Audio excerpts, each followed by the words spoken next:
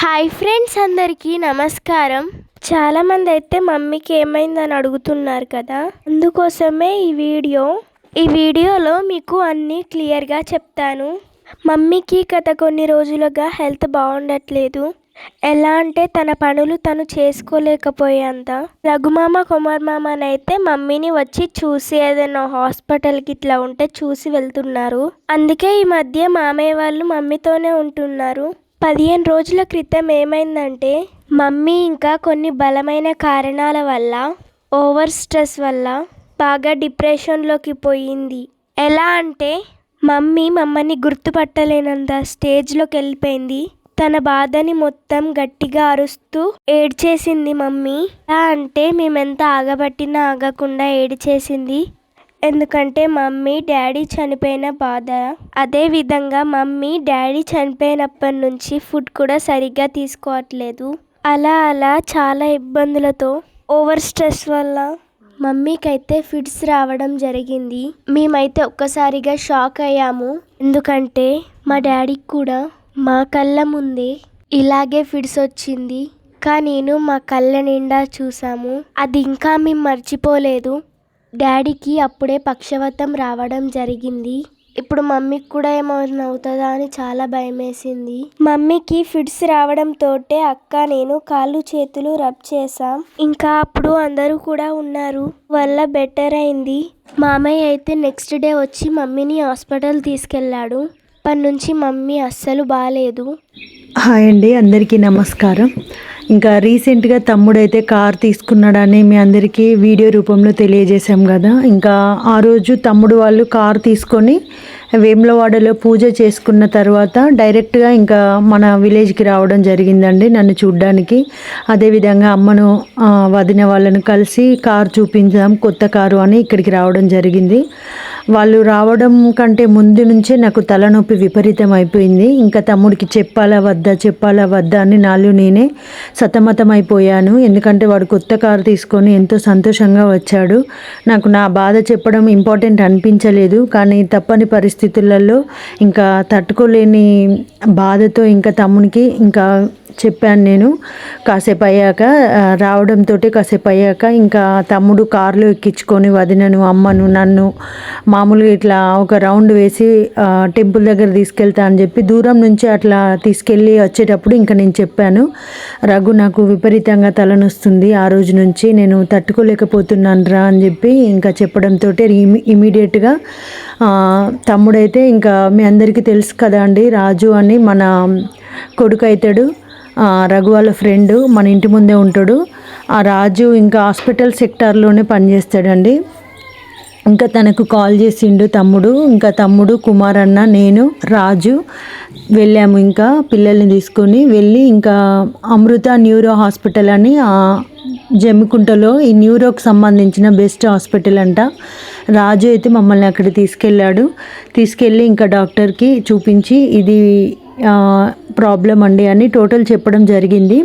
ఇంకా మేమైతే డాక్టర్కి ఫిట్స్ అని చెప్పలేదండి. ఫస్ట్ జస్ట్ డాక్టర్కి తల బాగా నొప్పి వస్తుంది ఈ కొప్పు భాగంలో, తల దగ్గర కింది భాగంలో అని చెప్పడం జరిగింది. ఇంకా డాక్టర్ అయితే ఈఈజీ అనే స్కాన్ రాశాడు. ఫస్ట్ ఈఈజీ అనే స్కాన్ అయితే రాశాడు. ఇది మామూలే నొప్పి అనుకుంటానండి, జనరల్గా మైగ్రేన్ వల్ల కూడా వస్తుంది అంటే నాకు ఇంతకుముందు మైగ్రేన్ లేదని చెప్పాను. సో ఆ ఈజీ టెస్ట్ రాయడం వల్ల మేమైతే ఫస్ట్ ఆ టెస్ట్ చేయించుకున్న తర్వాత ఆ స్కాన్లో నర్వ్ భాగంలో సైడ్కి బ్లడ్ క్లాట్ అయిందని చెప్పి ఒక మరకలాగా ఏర్పడిందని డాక్టర్ చెప్పడం జరిగింది. మేము అసలు నమ్మలేకపోయాము. అలా ఎందుకు అయింది అంటే మీకు ఈ మధ్య ఫిట్స్ లాంటిది ఏమైనా వచ్చిందా అని డాక్టర్ చెప్పడం జరిగింది. లేదండి, జస్ట్ కాళ్ళు చేతులు వంకర పోయి నోట్లో నుంచి కొంత వాటర్ లాగా నురగలాగా వచ్చింది అని చెప్తే, అదే అండి ఇక్కడ బ్లడ్ క్లాట్ అయిందంటే ఫిట్స్ వల్లనే అట్లా అవుతుంది. సో ఇది సివియరే. సో సిటీ బ్రెయిన్ స్కాన్ అనేది రెఫర్ చేస్తాను, మీరు వెళ్ళి ఇంకా సిటీ బ్రెయిన్ స్కాన్ తీసుకోండి డయాగ్నోస్టిక్స్లో అని చెప్పారు. సో మాకు చాలా టెన్షన్ అయిందండి. ఇంకా రఘు ఏం ఆలోచించకుండా వెంటనే ఇంకా మెగా సిటీ బ్రెయిన్ స్కాన్ అని ఇంకా అక్కడ అన్ని డయాగ్నోస్టిక్ అన్నట్టు అన్ని రకాల స్కానింగ్స్ అవైలబుల్ అంట. సో రఘు, కుమార్ అన్న ఇద్దరు అక్కడికి తీసుకెళ్లారు నన్ను. సార్ ఇచ్చిన ప్రిస్క్రిప్షన్ తోటి. సో అక్కడికి వెళ్ళాక సిటీ బ్రెయిన్ స్కాన్ తీయడం జరిగిందండి. ఆ స్కానింగ్ తీసుకొని మళ్ళీ డాక్టర్ దగ్గరికి రావడం జరిగింది అదే రోజు.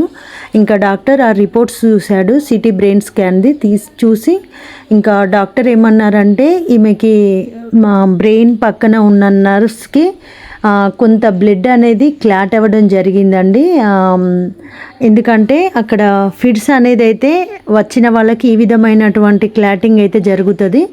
సో ఇంకా మీదట జాగ్రత్తగా ఉండాలి, తను ఎక్కువగా మొబైల్స్ చూడకూడదు అండ్ అదేవిధంగా ఎక్కువగా ఆలోచించకూడదు, ప్రశాంతంగా ఉండాలి. ఇంకా ఫ్యూచర్లో కూడా ఇది కనుక ఎక్కువ అయ్యి నర్వ్స్ అనేవి ఇరిటేట్ అయ్యి ఒత్తిడి ఎక్కువైతే బ్రెయిన్ స్ట్రోక్ లాంటి ప్రాబ్లం కూడా వచ్చే అవకాశాలు ఉంటాయండి. సో అందుకోసమని మీరు నెగ్లెక్ట్ అనేది అస్సలు చేయకూడదు, నిర్లక్ష్యం చేయకూడదు అని చెప్పారు. అదేవిధంగా ఇంకా వీలైతే ఎంఆర్ఐ స్కాన్ కూడా తీయించుకోండి. ఇంకా ఎందుకంటే తనకు ఇంకా వేరే ఏదైనా ప్రాబ్లం ఉన్నా కూడా మనకు క్లియర్గా తెలుస్తుంది అని చెప్పారు. కానీ మనకు జమ్మికుంటలో అలాంటి ఫెసిలిటీ లేదండి. సో తమ్ముడు తను వీలు చూసుకొని హైదరాబాద్లో బెటర్ ట్రీట్మెంట్ ఇప్పిస్తా అని చెప్పాడు. సో ఇప్పటి వరకు అయితే తమ్ముడు మెడిసిన్ అయితే తీసుకోవడం జరిగింది డాక్టర్ చెప్పిన సలహా మేరకు.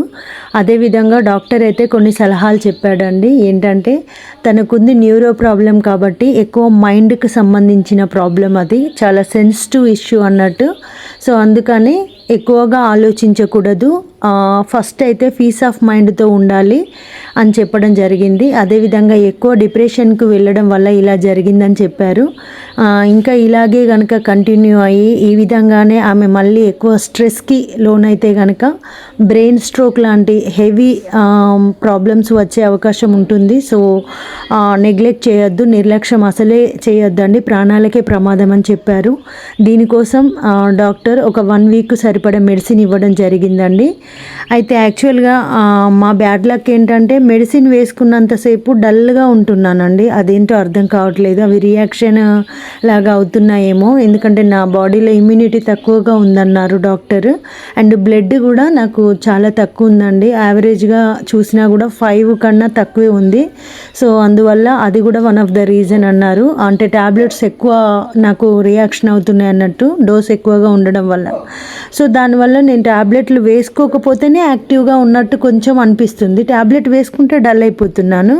నేను హాస్పిటల్కి వెళ్ళే రోజు అసలు ట్యాబ్లెట్లు వేసుకోకుండా వెళ్ళానండి, ఎందుకంటే ట్యాబ్లెట్ వేసుకుంటే ఎక్కడ పడిపోతానో అని భయం వేసింది. ఇది ఆ రోజు తీసిన వీడియోనే. ఇంకా ట్యాబ్లెట్లు వేసుకుంటే అయితే అన్నం కూడా తినడానికి చేతనవ్వట్లేదు, అమ్మనే తినిపిస్తుంది. అలాంటి సిచ్యువేషన్ నేను ఫేస్ చేస్తున్నానండి. ఎవరైనా సరేనండి, ఎక్కువ అధిక ఒత్తిడి ఉంటే ఇలాంటి ప్రాబ్లమ్స్ అనేవి ఫేస్ అవుతాయి. సో మీకు కూడా ఒక అవగాహన ఉంటుంది అని చెప్పి నేను వీడియో రూపంలో తెలియజేస్తున్నాను. Thank you for watching.